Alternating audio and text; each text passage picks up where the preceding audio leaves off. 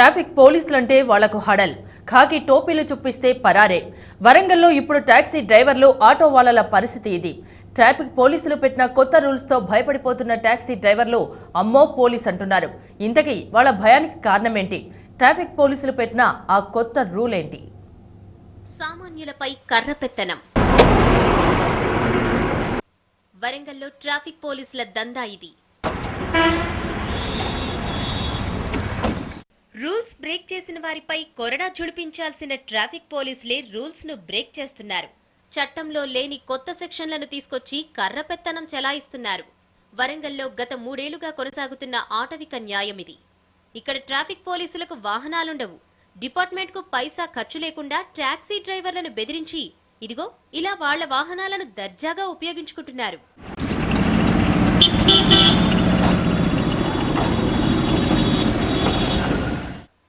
Kazipet Subedari station పరిధిలోనే ఎక్కువగా traffic ఉంటుంది. అయినా ఇక్కడ ట్రాఫిక్ ఎస్ఐలకు తిరగడానికి కనీసం వాహనం కూడా ఉండదు. అందుకే తమ పని కానిచ్చుకునేందుకు పొట్టకూటి కోసం ఆటోలు, టాక్సీలు నడుపుకునే వాళ్ల పొట్ట కొడుతున్నారు. 3 ఏళ్ల క్రితం ఓ ఎస్ఐ పెట్టిన రూల్నే పాటిస్తూ పోలీస్ దందా కొనసాగిస్తున్నారు. పోలీసుల టార్చర్ ను భరించలేక ఇక్కడి టాక్సీ డ్రైవర్లు వంతుల వారీగా రోజుకొకరు తమ టాక్సీని స్టేషన్ ముందు ఉంచుతున్నామంటున్నారు. రోజొకరం బండి పెడుతున్నాము, వాళ్ళకు వెహికల్ లేదు. 60 మంది 60 రోజులు పెడుతున్నాం. ప్రస్తుతం ఒక మహిళా ఎస్ఐ ట్రాఫిక్ విధులు నిర్వహిస్తున్నారు. ఈమె కూడా ఇదే రూల్ ఫాలో అవుతున్నారు. ఎంచక్క ప్రైవేట్ వాహనాన్ని తమ సొంత వాహనంగా భావిస్తున్నారు. రెక్కలు ముక్కలు చేసుకుని కష్టపడుతున్న వాళ్ల పొట్ట కొడుతున్నారు. మేము రోజు అంటే మంత్లీ ఒక్కోసారి ఒక్కొక్కరం పెట్టుకుంటాం. అంటే ఈసారి నేను పెట్టిన కదా, ఇంకోసారి ఇంకోైనా పెట్టాలి, డబ్బులేమో ఇవ్వరు. అయితే పోలీస్ ఉన్నతాధికారుల నిర్లక్ష్యం వల్లే ఇలా జరుగుతుందనే విమర్శలు వ్యక్తమవుతున్నాయి. ట్రాఫిక్ పోలీసులు టాక్సీ డ్రైవర్లపై భారం వేయడం వల్ల ఆ భారం సామాన్య ప్రజలపైనా పడుతుందంటున్నారు. ట్రాఫిక్ పోలీసులకు డిపార్ట్మెంట్ వాహనాలిస్తే ఈ పరిస్థితి ఉండదంటున్నారు. టాటా ఏసుల మీద కానీ, లేకపోతే ఆటోల మీద కానీ, జీబుల మీద కానీ, క్రూజర్ల మీద కానీ ఇట్లాంటి వాళ్ళు పిలిపించుకొని వాళ్ళతోటి డైలీ ఒక వెహికల్ పెట్టాలనేటువంటి దాన్ని వాళ్ళు కల్పించుకోవడం, తద్వారా అక్కడ ఉన్నటువంటి సామాన్యుని పైన అది తీవ్రమైనటువంటి ప్రభావం చూపేటటువంటి అవసరం వస్తూ ఉన్నది. వరంగల్లో ట్రాఫిక్ పోలీసుల దందాపై స్పందించిన ఉన్నతాధికారులు ఇలాంటి వ్యవహారాలను అస్సలు సహించమంటున్నారు. డిపార్ట్మెంట్ కు వాహనాల కొరత వల్ల ట్రాఫిక్ ఎస్ఐలకు వాహనాలు సమకూర్చలేకపోతున్నామంటున్నారు. త్వరలోనే ట్రాఫిక్ వింగ్ లో పనిచేసే వాళ్లకు వాహనాలు ఇచ్చే ప్రయత్నాలు చేస్తామంటున్నారు. జిల్లాలో పోలీస్ వాహనాల కొంత కొరత మూలాన అర్బన్ డిస్ట్రిక్ట్ క్రియేట్ అయిన తర్వాత చాలామంది అధికారులకు ఇంకా వెహికల్స్ లేదు. వెహికల్ అంటే మేము మొన్ననే ప్రపోజల్స్ పంపించడం జరిగింది. ప్రభుత్వం కూడా కన్సిడర్ చేస్తుంది అని మేము అదే అభిప్రాయంలో ఉన్నాము. దాని మూలాన అందరికీ మేము వెహికల్స్ ప్రొవైడ్ చేయలేకపోతున్నాం. ప్రత్యేకంగా ట్రాఫిక్ వింగ్కు అంటే ఎస్ఐస్ లెవెల్లో చేయలేదు, సిఐస్కి ఉన్నది, ఎస్ఐస్కి లేదు.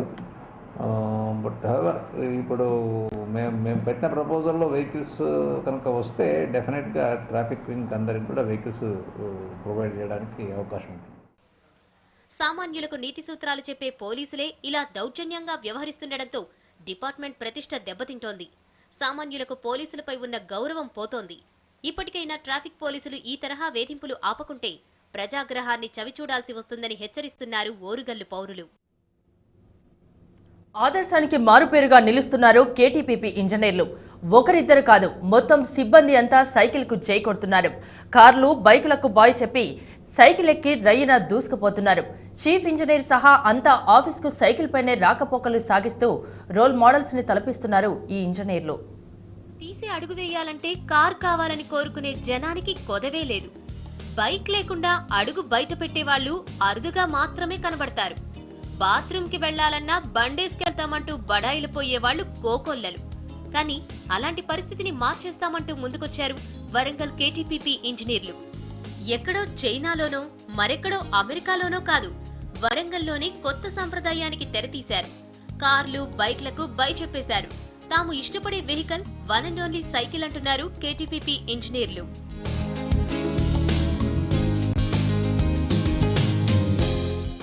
కాస్త ఇన్కమ్ పెరిగితే చాలు, అవసరం లేకున్నా కార్ కొనడం ప్రస్తుతం ఫ్యాషన్ గా మారింది. బైక్ లేదంటే ఏదో లోటని ఫీల్ అయిపోయే వాళ్ల సంగతి సరే సరి. సైకిల్ మీద వెళ్లే వాళ్లను చిన్న చూపు చూసే పరిస్థితి చాలా చోట్ల ఉంది. కానీ ఈ ట్రెండ్ సమూలంగా మార్చేశారు కేటీపీపీ ఇంజనీర్లు. సైకిల్ మీద తిరగాలంటే రాసిపెట్టి ఉండాలంటున్నారు వీరంతా. చీఫ్ ఇంజనీర్ సహా మొత్తం 350 మంది ఇంజనీర్లు కేవలం సైకిల్ మాత్రమే వాడుతున్నారు. రెగ్యులర్ గా ఆఫీస్ కి సైకిల్ మీదే వస్తూ అందరికీ ఆదర్శంగా నిలుస్తున్నారు. చాలా మంది థర్మల్ పవర్ స్టేషన్లో చాలా స్ట్రెస్తో పనిచేయాల్సినటువంటి అవసరం ఉంటుంది. ఆ స్ట్రెస్ రిలీవ్ చేసుకోవడానికి మరియు ఆరోగ్యాన్ని కాపాడుకోవడానికి మరియు ఇంకా కాలుష్య నివారణ చేయడానికి, అంటే వాహనం వల్ల వచ్చేటువంటి కాలుష్యాన్ని కూడా వీలైనంత మటుకు తగ్గించుకోవాలనే సదుద్దేశంతో ఈ ప్రయత్నం చేస్తున్నాము. ప్రతిరోజు సైకిల్ తొక్కితే కలిగే మేలు అంతా ఇంతా కాదంటున్నారు కేటీపీపీ ఇంజనీర్లు. సైకిల్ వాడితే బోనస్ గా ఆరోగ్యం లభిస్తుందంటున్నారు. కాలుష్య నివారణకు చేయూతనిస్తున్నామన్న సంతృప్తి మిగులుతుందని చెప్తున్నారు. కూడా ఉపయోగం ఉంటుందని ఆలోచించాము. అట్ ది సేమ్ టైం పెరుగుతున్న ధరలు డీజిల్ కానీ పెట్రోల్ కానీ చూసుకుంటే మనం వాటిని కూడా నియంత్రించి నేషనల్ సేవ్ చేసినట్టు అవుతుంది. మనకు తెలియకుండా మన దేశానికి ఎంతో కొంత సేవ చేసినట్టు అవుతుంది. అట్ ది సేమ్ టైం మనం కూడా మన వెహికల్స్ ద్వారా వచ్చే పొల్యూషన్ కంట్రోల్ చేసిన విషయం అవుతుంది.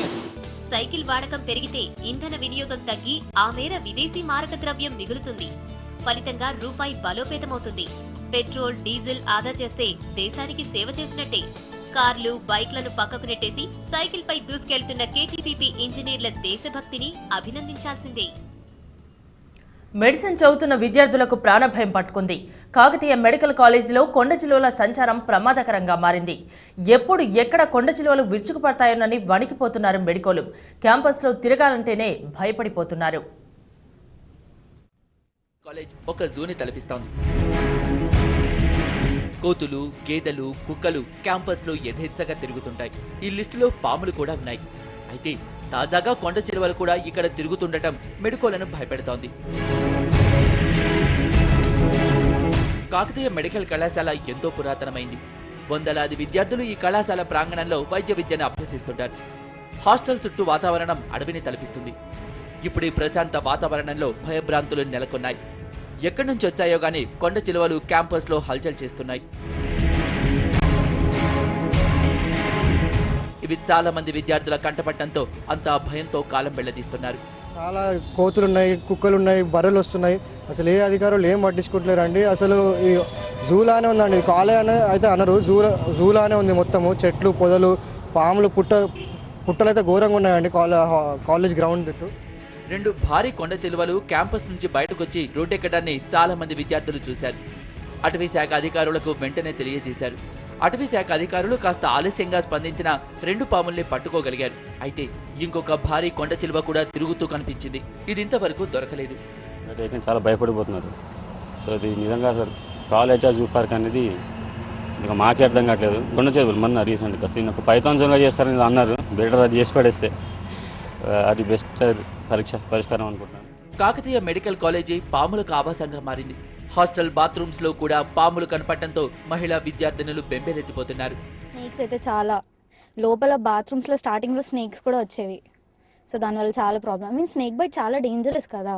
అది పాయిజనస్ కాదో సెకండ్ ఇష్యూ, కానీ ఏదైనా డేంజరసే కదా. Firstly, it's not like a medical college. Firstly, there are so many animals around, especially the snakes and all. Snakes, well as the python is also coming around, and it's like very disgusting to see animals around you when you are living in the hostel. ఇప్పటికే 3 కొండ చిలువలు బయటకొచ్చాయి. ఇంకా ఎన్నున్నాయో తెలియదు. అవి ఏ సమయంలో బయటకొస్తాయో అని విద్యార్థులు తీవ్ర ఆందోళనకు లోనవుతున్నారు. పాములు, కొండ చిలువల వల్ల సాయంత్రం 6 దాటితే హాస్టల్ నుంచి బయటకు వెళ్లాలన్నా, లైబ్రరీకి వెళ్లాలన్నా మెడికోలు భయపడుతున్నారు. ఈవినింగ్ కొంచెం చీకటి పడితే చాలు మొత్తం స్నేక్స్ వచ్చేస్తున్నాయి. అలా రాకుండా పట్టించడం అట్లాంటివి ఏమైనా చేయాలి. తీసుకెళ్లి వేరే దగ్గర ఎక్కడైనా ఫారెస్ట్ ఏరియాస్ లో వదిలేస్తే బెటర్. పాములే కాదు, కోతులు కూడా ఇక్కడ మెడికోలతో ఆడుకుంటున్నాయి. క్యాంపస్ లో యథేచ్ఛగా తిరుగుతూ విద్యార్థుల చేతుల్లో ఆహారం చూస్తే చాలు దాడి చేస్తున్నాయి. ముఖ్యంగా మహిళా విద్యార్థులకి ఇది చాలా ఇబ్బందిగా పరిణమించింది. కోతులు చాలా ఎక్కువ ఉన్నాయి. అవి నార్మల్గా ఎక్కువ మనుషులు ఉంటే కోతులు భయపడతాయి. ఇవి మా మీదకే ఎగురుతున్నాయి. ఐ మీన్ చాలా మంది ఇప్పటికీ స్క్రాచెస్ అయ్యాయి. చాలా మంది వెళ్ళారు హాస్పిటల్స్కి. బట్ కోతుల వల్ల చాలా ప్రాబ్లం ఉంది. మంకీస్ అయితే అసలు చాలా ఉన్నాయి. లైక్ మార్నింగ్ డోర్స్ ఓపెన్ ఉంటే చాలు మొత్తం రూమ్లోకి రావడం, మొత్తం అన్ని వస్తువులు పడేయడం, ఫుడ్ ఐటమ్స్ ఏమైనా ఉంటే తీసుకెళ్ళిపోవడం చేస్తున్నాయి. కాకతీయ మెడికల్ కాలేజీ భవనాలు చాలా వరకు శిథిలావస్థకు చేరుకున్నాయి. ఇటు చుట్టుపక్కల చెట్లు ఏపుగా పెరగడంతో క్యాంపస్ అడవి వాతావరణాన్ని తలపిస్తోంది. ఇలాంటి వాతావరణం వల్లే పాములు కోతులకి క్యాంపస్ ఆవాసంగా మారిందని సిబ్బంది చెబుతున్నారు. ఆ క్వార్టర్స్ అన్ని పైన అవన్నీ కూలిపోతూ ఉన్నాయి. అట్లానే కొన్ని క్వార్టర్స్ అన్ని శిథిలావస్థలకే అలా పాములు పడుకుంటూ ఉన్నాయి. లాస్ట్ 2 monthsలో మాకు 3 కొండ సిల్వలు కనబడ్డాయి. మా వాచ్మెన్లు వీళ్ళు పాపం కష్టపడి నైట్ తిరిగి ఆ కొండ సిల్వలను పట్టుకున్నారు. మొత్తం వెనక సైడ్ పోతే ఇది క్వార్టర్స్ లెక్క ఉండదు, కాకతీయ మెడికల్ కాలేజ్ లెక్క ఉండదు, మొత్తం ఫారెస్ట్, ఇది ఒక ఫారెస్ట్ ఆఫీస్ లెక్క అయిపోయింది. పాములు వస్తున్న విషయాన్ని ప్రిన్సిపల్ కూడా అంగీకరిస్తున్నారు. అటవీ శాఖకి సమాచారం ఇచ్చినా ఆలస్యంగా స్పందిస్తున్నారని చెబుతున్నారు. నేను తెలుసుకోవడం ఏంటంటే, నేను కనుక్కుంటే తెలిసింది కదా, చాలా వరకు ఈ బుషెస్ వలన, ఈ వాటర్ లాగింగ్ వలన, ఈ కొన్ని బోన్ పీసెస్, ఈ ఫుడ్ పార్టికల్స్ వలన కూడా హాస్టల్స్ చుట్టూ ఇంకా ఎన్నైనా ఉండొచ్చు అని తెలిసింది. ఈ విషయం మేము ఫారెస్ట్ అఫీషియల్స్ తెలియజేసిన వారు ఇంకా స్పందించలేదు. దాని గురించి మేము కూడా ఆరా చూస్తున్నాము. ఇవి ఈ మధ్యన చాలా కనబడుతున్నాయి. కాలేజ్ క్యాంపస్లో కాకుండా బయట కూడా ఈ మధ్యన వినడం జరిగింది, ములుగు రోడ్లో కూడా ఒకటి. సో కాబట్టి దాని గురించి చాలా మాకు కూడా భయం వేస్తుంది. మా పిల్లలకి ఏమైనా ఆపద, ఏమైనా ప్రాబ్లం చేయవచ్చని ఒక ఫీలింగ్ ఉంది మనసులో. కొండ చిలువలకు నిలయంగా మారిన కాకతీయ మెడికల్ కాలేజీలో విద్యార్థులు భయాందోళన మధ్య చదువుకుంటున్నారు. వీరి భయాందోళనని తొలగించాల్సిన అవసరం సంబంధిత అధికారులపై ఉంది. అటవీ అధికారులు క్యాంపస్ ని క్షుణ్ణంగా శోధించి కొండ చిలువలు, పాములు తరలించాలి. గుబురుగా ఉన్న పొదలని తొలగించడం, క్యాంపస్ చుట్టూ ప్రహరీని ఏర్పరచడం, సెక్యూరిటీ సిబ్బందిని పెంచడం వంటి చర్యలని కళాశాల అధికారులు వెంటనే. సైన్స్ ఎంత పురోగతి సాధిస్తున్నా మనిషి ఇంకా అతీంద్రియ శక్తుల్ని, క్షుద్ర శక్తుల్ని నమ్ముతూనే ఉన్నాడు. ముఖ్యంగా ఏదైనా అసాధారణ సంఘటనలు జరిగితే వెంటనే కొందరు దాని పట్ల మూఢనమ్మకాల్ని ప్రచారం చేస్తున్నారు. ఈ మధ్యనే నెల్లూరు జిల్లాలోని ఒక గ్రామానికి అరిష్టం పట్టిందని ప్రచారం జరిగింది. దీంతో ఆ గ్రామం నుంచి వేరే గ్రామాలకు రాకపోకల్ని నిషేధించారు. ఆ గ్రామంలోకి ఎవరూ అడుగు పెట్టకూడదు. గ్రామస్తులెవరూ బయటకు వెళ్లటానికి కూడా వీల్లేదు.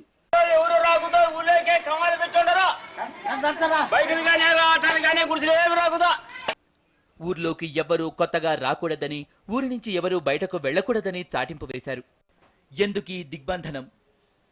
ఏం జరిగింది? ఇది నెల్లూరు జిల్లా డక్కిలి మండలంలోని కమ్మపల్లి గ్రామం. సుమారు 500 కుటుంబాలు ఈ గ్రామంలో నివాసముంటున్నాయి. కమ్మపల్లి గ్రామంలో చాలా కుటుంబాలకి పాడి పశువులున్నాయి. ఆవులు, గేదెల నుంచి సేకరించిన పాలనమ్ముకొని ఇక్కడ ఎన్నో కుటుంబాలు బతుకుతున్నాయి. అయితే గత నవంబర్ నెలలో పల్లెలోని పశువులు వరుసపెట్టి అకస్మాత్తుగా చనిపోయాయి. పశు వైద్యుడికి చూపించిన ఫలితం కనపడలేదని గ్రామస్తులు చెబుతున్నారు. అప్పటి వరకు పుష్కలంగా పాలిచ్చే పశువులు అకారణంగా ఉన్నట్టుండి చనిపోవడం, వైద్యులు కూడా ఈ చావుల్ని అరికట్టలేకపోవడంతో గ్రామస్తుల్లో ఆందోళన మొదలైంది. కొందరు గ్రామస్తులు ఊరికి అరిష్టం పట్టిందని ప్రచారం చేసేసరికి మిగిలిన గ్రామస్తులు కూడా గుడ్డిగా నమ్మారు. భూత వైద్యుణ్ణి ఆశ్రయించారు. ఊరిలోకి క్షుద్రశక్తులు ప్రవేశించాయని, వాటిని దిగ్బంధనం చేసి మంత్రాలతో అరికట్టాలని సదరు భూత వైద్యుడు సెలవిచ్చాడు. దీంతో 3 రోజుల పాటు గ్రామానికి అన్ని దిక్కులా ముళ్ల కంచెలు వేసి కర్రలు అడ్డుపెట్టి ఎవరూ రాకుండా కాపలా కాశారు.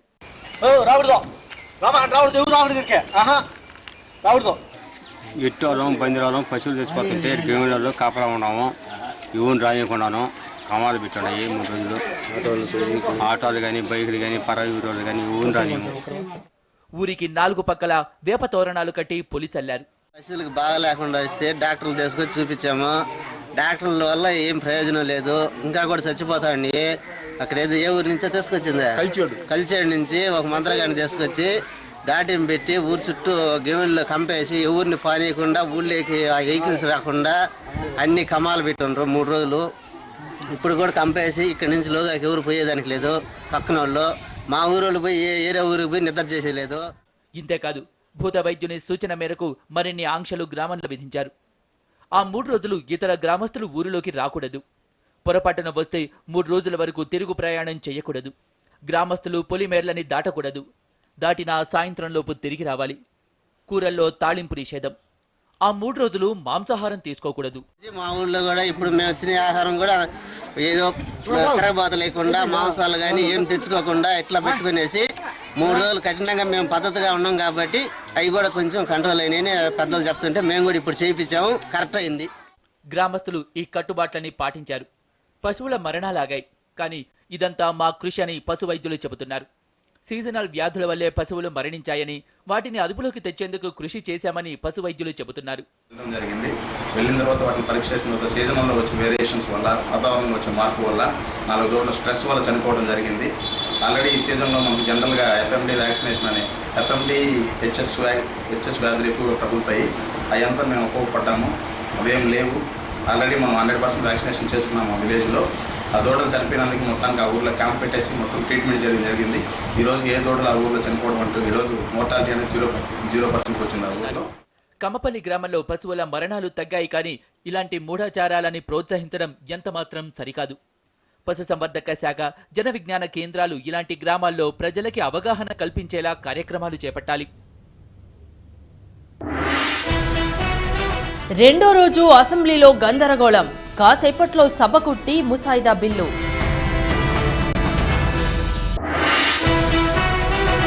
టీ బిల్లును గట్టెక్కించే పనిలో దిగ్విజయ్. గవర్నర్ను కలిసిన డిగ్గి రాజా.